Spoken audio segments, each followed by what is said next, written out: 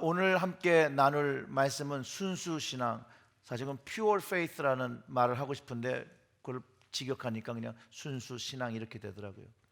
우리가 읽었던 그 본문은요, 다니엘서 예언서 중에서는 이제 비록 짧은 예언서지만 가장 활발하게 연구되어진 그런 문서입니다. 역사적으로는 BC 586년부터 538년 바벨론 포로기부터 포로기한 시간을 포함하고 있는 그런 말씀이죠. 이것을 통해서 이스라엘에게 회복과 하나님의 주권이 다시 포로되었던 이 백성에게 회복되어지는 것, 그 하나님의 인도하심과 하나님의 역사하심을 경험하며 포로이 되었다가 70년 후에 예루살렘으로 돌아오면서 하나님의 말씀하신 그 말씀대로 된 그것을 경험하며 그 하나님의 역사하심을 경험하고 하나님 나라의 승리를 경험하는 그런 말씀을 담고 있습니다. 그렇기 때문에 다니엘서의 궁극적인 그 사상이 하나님 나라의 승리입니다. 근데 이 하나님의 나라의 승리란 이 궁극적인 사상은 교회 안에 주신 것입니다. 현대교회의 궁극적인 중심 사상은 예수 그리스도를 통한 하나님 나라의 승리입니다. 그래서 교회는 하나님과 신앙적인 교제를 통해서 세상의 삶 속에서 있는 고난을, 역경을 이기며 성령님과 동행하며 말씀의 역사하심을 체험하는 것, 그래서 오직 하나님만이, 오직 예수님만이 믿는 자의 희망이고 그분의 살아계심을 경험하며 역사하심을 체험하며 그것을 선포하는 복음의 통로로 사용되고 있다는 것이에요. 우리에게는 동일하게 동일한 하나님께서, 다니엘을 이끄셨던 그 동일하신 하나님께서 여전히 우리의 삶 속에서도 역사하고 계시고 우리와 동행하고 계시고 우리를 사랑하시고 돌보시고 계시다는 것입니다. 그것을 위해서 우리는 순수 신앙, 하나님을 신뢰하고 충성하는 믿음을 가지고 있어야 한다는 것이죠. 이 다니엘이 살았던 시대는 어떻게 보면 이스라엘 사람들에게 암흑기예요. 암흑기. 왜냐하면 나라를 잃은 슬픔이 있었습니다. 다니엘서 1장 1절의 말씀이 유다왕 여호야김이 다스린 지 3년이 되는 해에 바벨론 왕 느부갓네살이 예루살렘에 이르러 성을 에워쌌더니, 그리고 이제 남유다가 멸망을 하게 되죠. 나라를 잃은 슬픔은 말로 표현할 수가 없습니다. 왜 나라를 잃은 슬픔이 크냐? 더 이상 내 가정을 지킬 수 없고, 내 가정을 지킬 수 없고, 내 자녀와 내 아내와 내 부모와 형제들을 지킬 수 없고, 자기의 의지와 의사와 관계없이 이제 포로가 되어서 고향을 떠나는 것이에요. 자기가 자라온 그곳을 떠나가는 것이에요. 이제 그리고 다른 나라에 끌려가서 자신들의 의지와 자신들이 원하는 것과 관계없는 삶을 살아야 되고 노예의 삶을 살아야 한다는 것이죠. 또한 그들에게 있어서 더 큰 또 두 번째 아픔은 뭐냐? 여태까지 그 나라를 이끌어 주셨던 그 하나님께 버림받았다라고 그것을 느끼는 것에 있다는 거예요. 이스라엘을 지키시고 보호하시는 하나님께서 더 이상 보호해 주시지 않기에 삶적으로 또 신앙적으로 이들은 완전히 무너진 상태, 패닉의 상태였을 것입니다. 그런데 사실은 하나님은 이들에게 이미 선지자를 통해서 말씀을 해주셨다는 거예요. 이스라엘이 바벨론에 의해서 무너지게 된다는 것, 예루살렘이 무너지게 된다는 것, 이스라엘들의 죄들을 드러내시고 그 백성들을 벌하시는 기간으로 사용하시는데, 이것을 통해서 단순히 벌과 심판만이 아닌 이스라엘을 새롭게 세우시고 이제 만들어 가신다는 하나님의 방법이었다는 것이죠. 그것을 다 알고 있었어요. 그런데 돌이키지 못했고 결국은 그 시간이 되어서 하나님의 역사가 일어나기 시작한 거죠. 그런 시대를 살고 있는 다니엘은 아주 이 순수한 믿음을 가졌던 사람이에요. 순수한 신앙을 소유했기 때문에 그는 상황적으로는 너무나도 어렵고 힘든 상황이었지만 여전히 누구를 신뢰해요? 하나님을 신뢰했다라는 거예요. 또 그가 신앙의 충성, 하나님을 향한 그 충성을 가지고 있었다는 거예요. 다니엘은요, 하나님을 아이와 같이 믿었어요. 어린 아이와 같이. 그리고 그분의 선한 뜻, 그가 바벨론에 잡혀왔음에도 불구하고 여전히 그렇게 된 것의 안에는 하나님의 선한 뜻이 담겼다라고 그는 믿고 있었어요.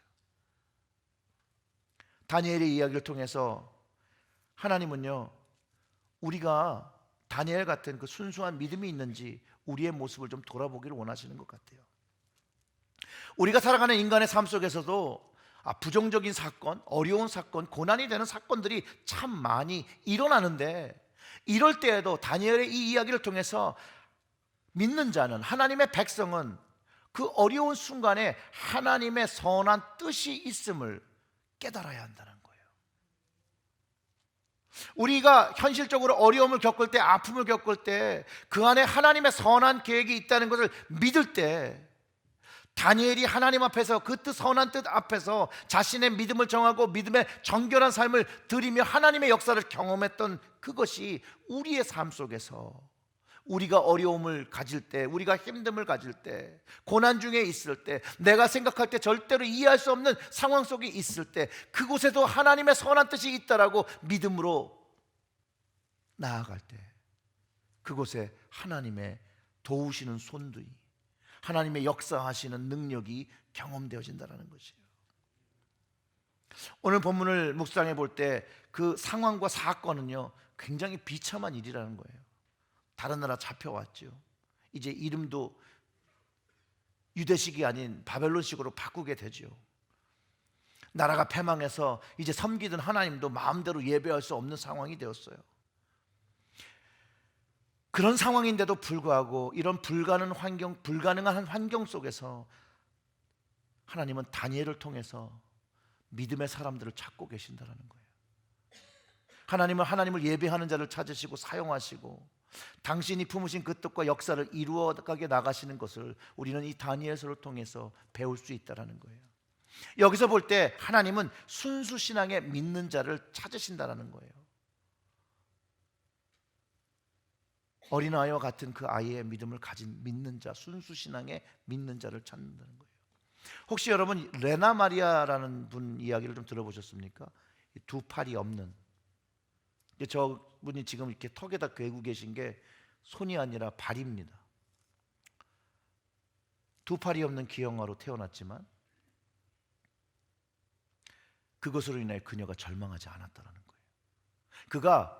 그의 인생 속에서 내가 팔이 둘이 없는데 그곳에 하나님의 선한 뜻이 있다고 믿었을 때, 그가요 발로 글을 썼고, 발로 차를 운전하고, 발로 음식을 먹고, 발로 피아노를 치며 모든 활동을 팔 대신에 발로 하는 방법을 배웠어요. 그리고 그의 신체적 장애가 고통스러운 상황일 수 있지만 그녀는 고통스러워한 것이 아니라 두 팔이 없지만 하나님께서 좋은 목소리를 주셨다고 그 목소리를 가지고 하나님을 찬양한 자매라는 거예요. 여러분 생각하시기에 아이고 발이 있으니까 그래도 살 수 있겠지라고 생각하십니까? 닉 부이치치라는 형제가 있는데요, 그는 팔도 없고 다리도 없습니다. 그런데 하나님을 찬양하고 하나님을 전하는데 그를 막아선 것이 아무것도 없어요. 이들 말고도 역사 속에 이렇게 하나님께서 부르신 사람들이 참 많습니다. 고난 속에서, 어려움 속에서 하나님의 선한 뜻을 깨닫고 그 하나님께 자기의 삶을 맡겼을 때 하나님께서 사용하신 사람들이 역사 속에 참 많아요. 첫 번째, 그들이 왜 그렇게 태어난지 그 이유를 하나님 안에서 찾습니다. 그리고 거기서 하나님의 선한 뜻을 알았을 때, 그리고 자기의 인생을 하나님께 드릴 때 하나님을 찬양하기 시작하고, 그 하나님을 찬양할 때 그들의 이야기를 들은 모든 사람들이 그들이 불행하다고 보지 않습니다. 아무도 질문하지 않고 외려 그들의 진실한 신앙, 순수한 믿음에 눈물을 흘리기 시작한다는 것이죠. 이것이 순수 신앙의 능력입니다. 그리고 이것이 하나님께서 찾으시는 믿음의 사람들이라는 것이죠. 닉 부이치치의 그 영상을 잠깐 보도록 하겠습니다.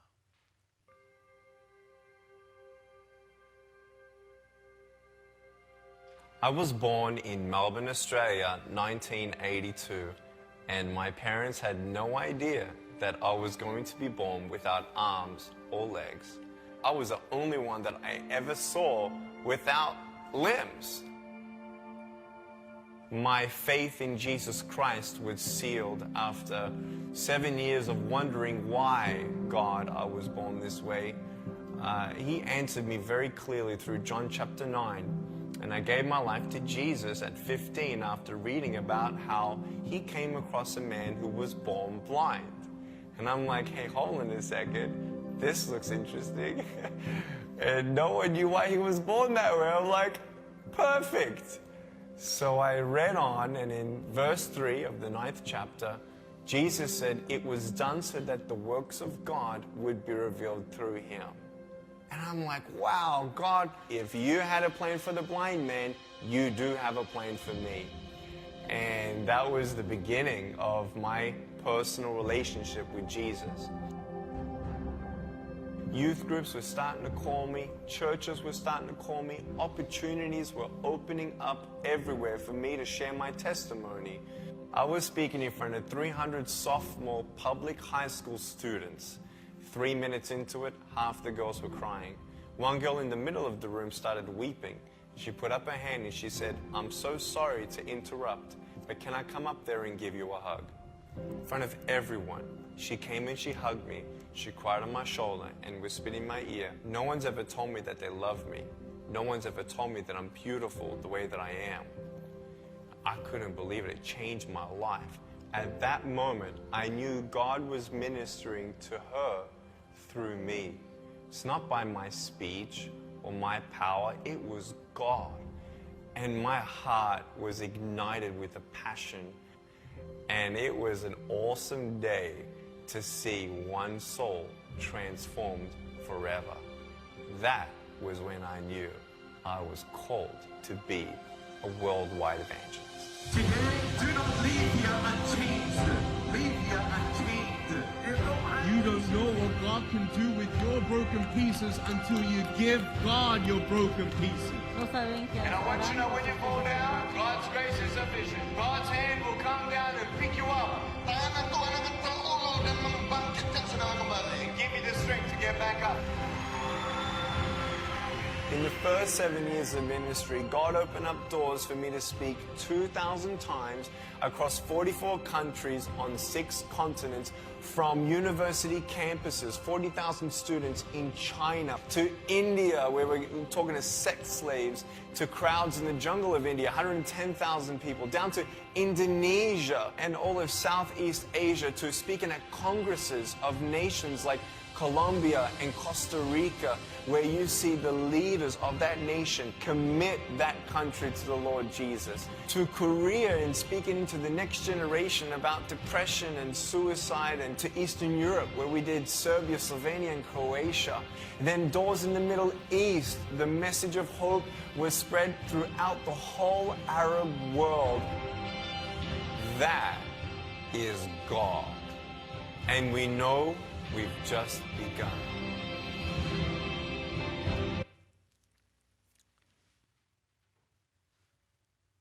하나님께서 찾으신 순수 신앙의 사람은 바로 믿음의 사람이고 자신의 삶을 하나님께 드린 사람입니다. 하나님께서 나를 통하여 일하신다는 걸 믿는 사람입니다. 닉 부이치치 같은 이런 환경 속에도 그가 하나님께 자신의 인생을 드렸을 때 하나님께서 그를 사용하시기 시작해서 높은 자들을 낮아지게 하신다는 것이죠. 바로 오늘 본문 속에 그런 이들이 있습니다. 다니엘과 세 친구였죠. 상황적으로는요, 왕의 음식을 거절하기가 어렵습니다. 그러나 오늘 우리 읽은 말씀의 그 8절에 다니엘은 뜻을 정하여 왕의 음식과 그가 마시는 포도주로 자기를 더럽히지 아니하리라 하고 자기를 더럽히지 아니하도록 환관장에 구했다라고 기록하고 있습니다. 그가 이 말을 하기 위해서 결정한 믿음의 결정, 믿음을 지키기 위해서 바벨론의 왕의 명령을 거절하고 있는 것이고요. 이게 단순히 그냥 말을 한 것이 아니라 죽음과 삶과 믿음 가운데서 믿음을 선택했다는 것을 우리는 알 수 있습니다. 단순히 하나님을 따르겠다라는 그런 고백이 아니라 자기의 생명을 걸고 하나님을 선택했다라는 것이죠. 물론 현실적으로는 바벨론이 역사를 주관하고 있는 것처럼 보일지라도 다니엘과 그 친구들은 모든 역사와 그들의 삶을 통치하시는 분이 바로 하나님인 것을 믿고 신뢰하고 자신들의 인생을 맡겼을 때에 그들은 세상의 원리와 현실을 따르지 않고 하나님과 하나님을 믿는 믿음을 따르며 하나님의 역사를 경험했다는 것이에요. 그들의 삶을 하나님께 맞추고 말씀에 순종할 때 실제 불이익을 당했던 것이 아니라 오늘의 성경은 은혜와 긍휼을 얻었다라고 가르쳐주고 있다는 것이에요. 이것만 보아도 하나님은 하나님을 높이시는 사람들을 높이시는 것이, 보호하시는 것이 확실하다는 것이에요. 사무엘상 2장 30절의 말씀을 참고하면 그러므로 이스라엘 하나님 나 여호와가 말하노라 내가 전에 내 집과 내 조상의 집이 내 앞에 영원히 행하리라 하였으나 이제 나 여호와가 말하노니 결탄코 그렇게 하지 아니하리라. 나를 존중히 여기는 자를 내가 존중히 여기고 나를 멸시하는 자를 내가 경멸하리라. 하나님은 하나님을 존중하시는 자를, 다니엘 같은 자를 존중하시고 높이신다는 것을 우리는 알 수 있습니다. 하나님을 향한 믿음을 지키기 위해서 어쩌면 우리는 세상과 역행해서 살아야 합니다. 그리고 그 믿음을 지키기 위해, 신앙을 지키기 위해서 결단의 행동을 하고 굽히지 않는 것, 그것이 어떻게 보면 사람들이 왜 그렇게 모나게 살아? 어쩌면 그 사람들에게 미련한 사람처럼 보일 수 있지만 하나님은 그 선택을 기억하신다라는 것이에요. 그 선택을 기뻐하신다라는 거예요. 하나님을 존중히 여기는 그 신앙의 결단을 기뻐하시고 그를 돌보시고 그를 세우시고 그를 인도하시는 하나님이라고 오늘 우리는 다니엘서를 통하여 그것을 이해하고 깨달을 수 있습니다. 여기서 우리는 질문을 해봐야겠죠. 우리의 모습은 세상에 어떻게 비춰지고 있습니까? 세상의 원리를 따르는 사람들입니까? 아니면 주님의 원리를 따라 살고 하나님의 말씀을 쫓아 살아가고 있습니까? 믿음을 지키고 살아가고 있습니까? 하나님은 자기를 존중히 여기는 자를 존중히 여기시고 하나님은 자기를 높이시는 사람들을 높이신다는 것을 여러분 깨달으시기를 주님의 이름으로 축원합니다. 하나님께서 존중하시면요, 그리고 높이시면 낮출 자가 아무도 없습니다. 이것이 세상 속에서 하나님을 향한 자기의 믿음으로 구분할 때 경험되어지는 일이라는 것이죠. 왕의 진미가 유대인에게는 부정한 고기이자 우상에게 바쳤던 음식이기 때문에 하나님의 말씀을 지키기 위해서 다니엘과 친구들은 그 왕의 명령을 거부한 것이죠. 그리고 하나님을 신뢰하며 하나님만을 섬기려는 방법을 찾으려고 할 때 다니엘의 그 마음을 받으신 하나님께서 이 환관장에게 마음을, 그에게 은혜와 긍휼을 베풀게 하셨다라는 것이에요. 그 청을 들어주게 했다라는 것이에요. 사실상 이 환관장은요 왕을 두려워했다라고 기록하고 있어요. 은혜를 이미 베풀었는데 여전히 다니엘에게 이렇게 말합니다. 10절에 그렇잖아요. 환관장이 다니엘에게 이르되 내가 내 주 왕을 두려워하노라. 그가 너희 먹을 것과 너희 마실 것을 지정하셨거늘 너희의 얼굴이 초췌하여 같은 또래의 소년들만 못한 것을 그가 보게 할 것이 무엇이냐. 그렇게 되면 너희 때문에 내 머리가 왕 앞에 위태롭게 되리라 하니라. 그가 실제로 생각하고 이성적으로 생각할 때 그런 거라는 거예요. 그런데 하나님께서 이 사람의 마음을 주장하시니 세상적으로 생각하면 얘네들을 왕의 명령을 지키도록 순종하도록 복종시켜야 되는 그 순간에 그의 마음이 열려 다니엘의 이야기를 들어주기 시작한다는 거죠. 사람이 주는 편안함, 풍족함이 이것을 통해서 하나님이 주시는 은혜와 풍성함을 따라가지 못하게 하는 그 증거를 오늘 우리는 본문에서 찾아나게 됩니다. 고기 먹은 사람이 더 때깔이 좋은 것 같으나 채소를 먹은 다니엘과 그 친구들이 더 선한 결과로 경험되었다는 거예요. 하나님을 신뢰하고 기도하고 지날 때 열흘 뒤에 그의 얼굴이 더 아름답고 살이 더욱 윤택하여 왕의 진미를 먹는 모든 소년보다 나아 보인지라고 성경이 기록하고 있다는 거예요. 여러분, 여기에는 영적 진리가 담겨 있습니다. 왜냐하면 그냥 채소를 먹고 물을 먹었기 때문에 그들이 아름답게 보인 것이 아니라 그들을 인도하시는 분이 하나님이셨기 때문에 그렇다는 것이죠. 소년 다윗이 물맷돌에 골리앗을 이길 수 있었던 그 영적 길이와 똑같다라는 것이에요. 사무엘상 7장 45절의 말씀이 다윗이 블레셋 사람에게 이르되 너는 칼과 창과 단창으로 내게 나아오거니와 나는 만군의 여호와의 이름 곧 내가 모욕하는 이스라엘 군대의 하나님의 이름으로 내게 가노라. 이때 어떤 일이 일어난 거예요? 사람의 눈으로는 걔가 육척 골리앗에 당연히 죽을 수밖에 없다라고 생각하지만 하나님께서 그를 사용하시고 그를 보호하시고 그를 인도하시니 다윗이 골리앗을 죽였다라는 것이에요. 오늘 다니엘서 15장의 말씀, 열흘 후에 그들의 얼굴이 더욱 아름답고 살이 더욱 윤택하여 왕의 음식을 먹는 다른 소년들보다 더 좋아 보인지라. 이거는요, 이 아름답고 윤택했다는 말은 그냥 표면적으로 얼굴만 좋아졌다는 것이 아니라 하나님의 터치가 있고 하나님의 은혜가 있고 그래서 그들이 영적으로 내적으로 깊어진 것도 포함하고 있다는 거예요. 그것이 나중에 3년 기한 찼을 때 증명되는 거죠. 그들이 외적으로 성장한 것뿐만 아니라 영적인 큰 성장이 있었음을 성경이 기록하고 있고 하나님께서 그것을 도우셨다라고 분명히 말하고 있다는 것이에요. 여기서 우리는 다니엘의 믿음의 행동을 배워야 한다는 것이에요. 그에게 하나님만을 신뢰하는 순수한 그 믿음, 아이 같은 신앙이 있었는데 순수 신앙은 주님께서 찾으시는 어린 아이와 같은 믿음이라는 거예요. 예수님은 이 어린 아이와 같은 아이가 천국을 유업으로 받는다라고 말씀하셨어요. 마태복음 18장 2절과 3절의 말씀, 예수께서 한 어린아이를 불러 그들 가운데 세우시고 이르시되 진실로 너에게 이르노니 너희가 돌이켜 어린아이들과 같이 되지 아니하면 결탄코 천국에 들어가지 못하니라. 순수한 믿음이 천국을 유업으로 받는다라고, 경험되는 믿음이라고 말하고 있는 것이죠. 근데 왜 어린아이와 같은 마음이냐? 어린아이는 절대로 그 엄마를 신뢰합니다. 그 왜 그러죠? 엄마가 사랑을 주고 돌봐주고 먹여주고 하기 때문이죠. 그런데 하나님은 이사야서를 통해서 하나님의 사랑은 이렇다라고 말씀해 주시는데 이사야서 49장 15절의 말씀이 이렇습니다. 하나님의 사랑은 어머니가 아기를 사랑하는 것보다 하나님은 우리를 더 사랑하신다는 거예요. 이사야 49장 15절의 말씀, 여인이 어찌 그 젖 먹는 자식을 잊겠으며 자기 태에서 난 아들을 긍휼히 여기지 않겠느냐? 그들이 혹시 잊을지라도 나는 너를 잊지 아니할 것이라는 거죠. 설령 바이올라지컬 그 엄마가 아기를 잊어버릴지라도 하나님은 잊지 않는다는 거예요.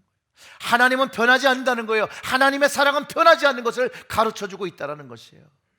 이 하나님의 사랑을 신뢰하고 믿고 따르는 사람, 어린아이와 같은 그 믿음, 그 믿음이 하나님을 경험한다는 거예요. 영원히 변하지 않는 그 하나님의 사랑을 경험하게 된다는 거예요. 어떤 목사님께서 하나님을 신뢰하는 것에 대해서 이렇게 말씀하셨는데 한번 들어보세요. 자신이 처한 여러 상황에 대하여 근심하고 걱정하며 미래를 염려하는 것은 어리석은 일이며 마치 하나님을 의붓 아버지로 여기는 것과 같은 것입니다. 그분은 완전한 지혜와 완전한 섭리로 우리를 배려하시고 완전한 사랑으로 우리를 돌보십니다. 여인이 젖먹이를 잊을지언정 사랑의 주님께서는 우리를 잊지 않으십니다. 아가를 위하여 부모들이 많은 것을 배려하고 준비하듯이 우리 한 사람들을 위하여 하늘에서 얼마나 많은 계획과 섭리와 돌봄과 배려가 행해지는 것을 우리가 볼 수 있고 알 수 있다라면, 우리를 향하신 그분의 사랑이 가득한 그 시선을 우리가 볼 수 있다라면 우리가 많은 근심과 염려와 후회와 낙심과 고난에서 벗어나 오직 하나님께 감사와 기쁨으로 살게 될 것이라는 것이죠. 다니엘이 하나님을 자신의 아버지로 신뢰했음을 알 수 있고 그 신앙이 아이와 같은 절대적인 믿음과 순수 신앙을 가지고 있었다는 거예요. 그렇기 때문에 그는 하나님의 역사를 경험했습니다. 우린 여기서 이것을 배워야죠. 우리도 하나님만을 신뢰하는 삶, 하나님만이 나의 삶을 이끌고 계시다는 확신이 있어야 합니다. 그것이 믿음인 거죠. 그것이 어린아이와 같은 믿음인 거죠. 우리의 인생 속에서 우리 역시 다니엘이 섬기던 동일한 하나님을 지금도 예배하고, 지금도 경배하고, 지금도 동행한다는 사실을 우리가 경험해야 된다는 것이에요. 그러므로 인해서 세상과, 다니엘이 그 당시 바벨론에서 구분되어졌던 것처럼 우리의 인생이 세상과 구분되어져야 할 때 우리의 인생 속에 살아 역사하신 하나님께서 동행하시기 시작한다는 거예요. 그 역사와 기적을 경험하게 된다는 것이에요. 사랑하는 성도 여러분, 전능하신 하나님이 여러분 삶에 역사하시고 함께 호흡하고 계심을 여러분 믿으십니까? 다니엘이요, 아무리 어려운 현실에도 타협하지 않고 하나님을 신뢰하며 하나님의 인도하심을 따라 살 때 그들은요, 자신의 처한 상태에서 믿음의 승리를 거두었습니다. 눈앞에 닥친 상황이 자신의 삶을 위협할지라도 왕의 진미를 먹지 않고 현실의 왕에 충성하기보다는 여호와 하나님 아버지께 충성하고 경외하고 세상과 타협하지 않고 하나님을 위하여 살려고 노력했을 때 그가 가졌던 건 신앙의 승리의 문을 열었다는 것이에요.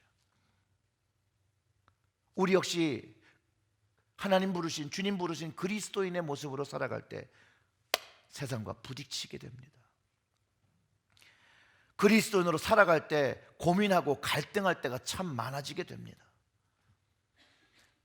그런데 사랑하는 성도 여러분, 그것이 아무리 어려운 것일지라도, 아무리 힘든 것일지라도 오늘 본문의 다니엘의 그 순수 신앙 안에서 하나님 앞에 그 굳건한 믿음을 지켰던 것처럼 우리도 그 믿음을 지켜야 한다는 것이에요. 하나님께서 그 믿음을 여러분에게서, 저에게서 찾고 계시다라는 것이에요. 우리의 삶과 안위를 먼저 생각하지 않고 하나님을 먼저 생각하고 하나님의 말씀을 먼저 생각하고 그분을 경외하고 그분을 경배하고 그분의 뜻을 헤아려 살려고 할 때에 우리의 삶 속에서도 하나님 주시는 승리의 삶을 경험하게 된다는 것이죠. 여러분, 이것을 믿으시기를 주님의 이름으로 축원합니다. 예수님이 이 이야기를 동일하게 하셨어요. 예수님도 좁은 문과 좁은 길을 걸어야 한다고 했고 선택해야 한다고 했습니다. 사실 우리의 삶은 점점 대형화가 돼가는 시대에 살고 있죠. 우리는 뭘 사도 좀 큰 데서 살려고 하죠. 큰 백화점에서. 그런데 예수님은 좁은 문과 좁은 길을 선택하라고 말씀하셨다는 거예요. 세상 모든 사람들이 가는 길이 큰 길이라고 했고 큰 문이지만 우리를 잘 아시고 우리를 사랑하시는 주님이 우리를 사랑하시는 그 마음으로 볼 때 우리가 선택해야 될 길이 좁은 문과 좁은 길이라는 것을 가르쳐 주셨다는 것이에요. 마태복음 7장 13절과 14절의 말씀은 좁은 문으로 들어가라, 멸망으로 인도하는 문은 크고 그 길이 넓어 그리로 들어가는 자는 많고 생명으로 인도하는 문은 좁고 길이 협착하여 찾는 자가 적음이라는 거예요. 그로 오라는 거예요. 하나님은 그 길로 오라는 것이에요.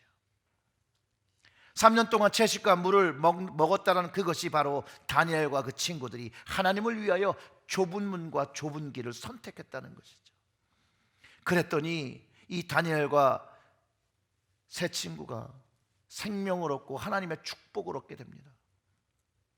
그들의 삶 속에서 세상보다 하나님이 우선되었을 때 하나님께서 하늘의 지식을 주셨고 모든 학문과 재주와 명철을 허락하셨다라고 성경이 기록하고 있습니다. 이것을 보더라도 다니엘과 이 세 친구는 바벨론의 교육이나 그들의 양질의 삶으로 양육된 것이 아니라 전적으로 하나님께서 이들을 양육하셨다는 거예요. 하나님의 능력으로 이들이 인도되었다는 거예요. 능력으로 이렇게 세워졌다는 것을 고백하는 말씀이라는 거예요. 그 17절과 18절을 잠깐 말씀드리면 하나님이 이 네 소년에게 학문을 주시고 모든 서적을 깨닫게 하시고 지혜를 주셨으니 다니엘은 또 모든 환상과 꿈을 깨달아 알더라. 다니엘의 능력이 하나님으로부터 온 거죠. 이 세 친구의 능력도 하나님으로부터 온 것이죠. 이제 기한이 차서 3년이 되어 왕에게 불려갑니다. 왕이 그들이 이야기를 해보니까 이 4명의 사람이 너무나도 뛰어난 거예요. 다른 사람과 너무나도 구분되어지고 있는 것이에요. 그래서 그들을 이제 왕을 섬기는 자리를 줍니다. 특별히 지혜가 있고 예지 능력이 있는 술객과 박수들이 왕의 자문을 하고 있었는데도 불구하고 이미 박수와 술객들이 많이 있음에도 불구하고 왕이 결정한 사항을 여러분 한번 들어보시면 놀라실 거예요. 18절부터 20절에 보면 왕이 말한 대로 그들을 불러 드릴 기한이 찼으므로 환관장이 그들을 느부갓네살 앞으로 데리고 가니 왕이 그들과 말하여 보매 무리 중에 다니엘과 하나네와 미사엘과 아사랴와 같은 자가 없으므로 그들을 왕 앞에 서게 하고 왕이 그들에게 모든 일을 묻는 중에 그 지혜와 총명이 온 나라 박수와 술객보다 10배가 나은 줄 아니라. 왕이 웬만한 괜찮은 사람들은 다 주변에 데리고 있었을 거 아니에요. 능력 있다는 사람들이 다 있었을 거 아니에요. 그런데 이 다니엘과 이 세 친구가 이 온 나라의 사람들보다, 거기서 선택된 사람보다 그의 지혜가, 능력이 10배가 뛰어났다라는 거예요. 근데 너무나도 당연한 일이에요, 여러분. 하나님에게서 오는 지혜가, 그 하나님에서 오는 그 학문이 인간의 지혜와 학문보다 더 뛰어나다는 건 뭐 당연한 것이죠. 다니엘의 능력이 뛰어나서 고레스 왕 원년까지 정부 관료를 역할을 감당하고 있다라고 정말 말하는 것입니까? 거기에 다니엘은 고레스 왕까지 원년까지 있었으니라 다니엘의 능력이 뛰어나서 그랬던 것입니까, 여러분? 예루살렘에서 포로가 되어서 이제 3년 교육 빼고 그가 있었던 일이 67년 정도 고위 관료를 했는데요, 이것도 바벨론에서 다른 나라로 바뀌는, 새 나라가 바뀌어가는데도 계속해서 그는 그 자리에 있을 수 있었는데 그것이 다니엘의 능력이 아니라 하나님의 능력이라는 것이에요. 그리고 이 하나님의 능력이 얼마나 이스라엘에게 은혜인지는, 여러분, 다니엘을 세우신 하나님은 그 다니엘을 통해서 새 나라가 바뀌는 동안 이스라엘 백성을 보호하시고 인도하고 계셨다는 거예요. 우리가 흔히 간과하는 내용이죠. 다니엘처럼 고위 관료가 돼서 인생 잘 풀렸구나 라고 생각하지만 하나님은 그런 순수의 믿음을 가진 사람을 사용하셔서 여전히 하나님 나라의 백성들을 보호하시고 돌보시고 계시다는 것이에요. 하나님의 방법으로 교육된 사람의 모습이라는 것이죠. 순수 믿음을 가진 사람은 하나님의 구원의 통로의 그 툴로 사용된다는 거예요. 구원의 도구로 사용되었다는 것이에요. 그리고 하나님의 구원의 도구로 사용될 때 하나님께서 높이시는 것들을 경험하게 된다는 것이에요.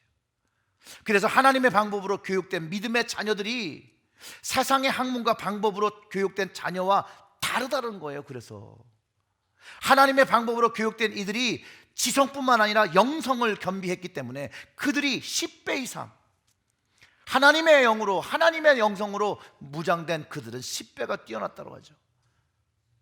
자, 그러면 여러분, 우리가 선택해야 될 것이 무엇인지 확실해지죠. 하나님을 선택하는 것, 세상의 방법과 현실을 따르지 않는 것, 그리고 그 모든 것들을 하나님의 방법에서 해결하려고 하는 것.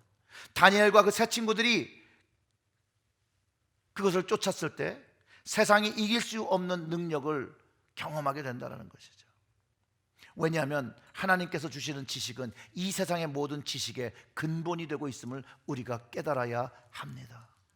사랑하는 성도 여러분, 저는 우리 체질제일교회에서 다니엘과 같은 순수신앙의 사람들이 넘쳐나기를 주님의 이름으로 축원합니다. 다니엘 같은 순수 영적 리더가 세워져야 되겠고, 이제 세상에 나가 하나님의 지혜와 영성으로 설 수 있어야 되고, 그리고 또한 우리가 모범이 되어 우리의 다음 세대들, 우리의 자녀 세대들, 그 자녀의 자녀 세대들까지 하나님의 방법으로 살아야 한다는 것이죠. 그렇기 때문에 우리가 먼저 세상과 타협하지 않고 살아야 한다는 것이죠.